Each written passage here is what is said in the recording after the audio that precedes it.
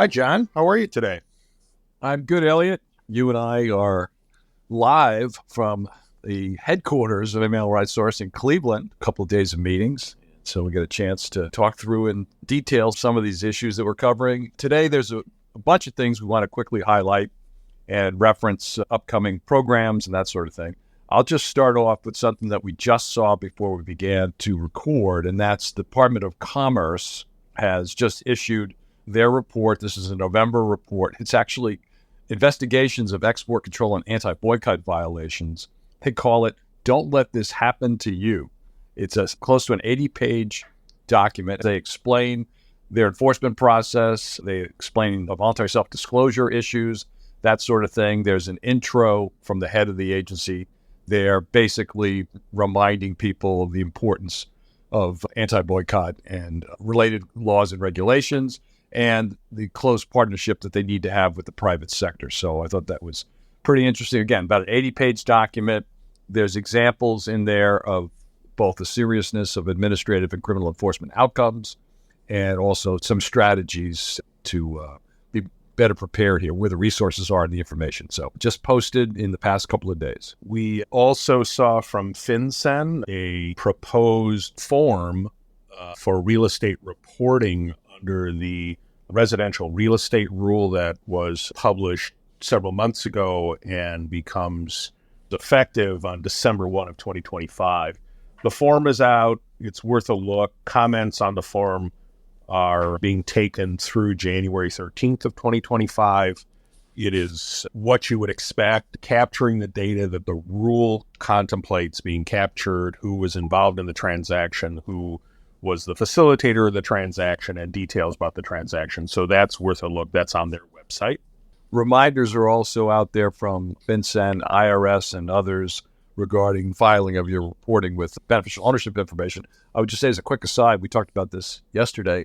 FinCEN actually has a television commercial about this that we saw during several of the football games over the weekends. They have done quite a bit of outreach and communication. I don't think there's any question about that, but it definitely will be interesting to continue to monitor the reporting requirements there.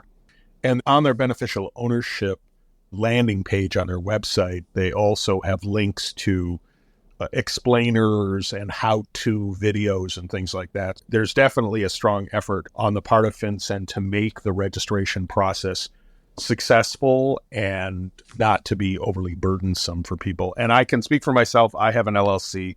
I think I've mentioned this in earlier conversations. I went online and it was pretty straightforward. I filled out a lot of government forms online, and this one worked pretty well, and the questions were pretty clear, and the drop-downs were helpful. So I think once people really give it a whirl, they'll find that it's pretty straightforward. Another report issued recently, the United Nations Security Council's Counterterrorism Committee Executive Directorate issued a report that's available on their website. The report is the evolving trends in the financing of foreign terrorist fighters' activity for the decade from 2014 to 2024. It's a short 14-page document. They walk through a number of activities over the past decade, various resolutions, and different types of responses to the financing, including bank cards issued with false identities, increased use of prepaid cards, continued use of Hawala-like services. So they list that. They also make it clear that since 2018, there's been a diversification of destinations and origins for funds and fighters. So they talk about that. And then toward the end, they list the present and forecasted trends. So evolving geographical and tactical shift. And that includes decentralization of financing methods and further convergence with organized crime networks. These are things that we certainly have seen as well. Again, this document just released on the UN website, and I've seen it posted by some of our colleagues in the AML community on LinkedIn as well. Also being reported across a number of information sources in the space is that Spain's National Police AML Chief has been arrested in connection with numerous raids that were linked to a 13-ton cocaine seizure. It appears that they found 20 million euros in cash hidden in the walls of this person's home. Additional funds were found in his office. He and his wife, who's also a police officer, are in custody. And it appears now that he has been working with drug traffickers for over 5 years. So obviously a very serious problem, given the fact that he was the senior person in the Spanish police related to anti-money laundering and anti-fraud. In addition, AUSTRAC, which is actually the very first FIU created back in 1990, I think right around the time FinCEN was created. So I'm pretty sure AUSTRAC was first and FinCEN was second. But in any event, the CEO, Brendan Thomas, spoke to a group of regulators a couple days ago, outlining his view on what's been happening with oversight of the financial sector, but also what to expect in 2025. So just a brief series of highlights. He talks about that they've seen programs that are being tailored to mitigate changing risks, but more work is needed, particularly with smaller banks and the non-banking lending sector. He also has been encouraged to see investment in new systems and technology upgrades to increase financial crime compliance, and makes it clear that make sure businesses don't lose focus on tackling financial crime now while waiting for system upgrade. The age-old issue, when you're doing an upgrade, are you going to be critical as a regulator of the institutions that might miss something during those parallel attempts? Hopefully that's not the suggestion there, but that's always something that our FI colleagues talk quite a bit about.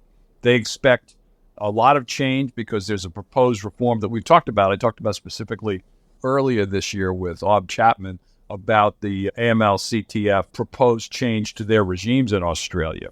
And the AUSTRAC CEO says that they're committed to supporting everybody throughout that process, obviously.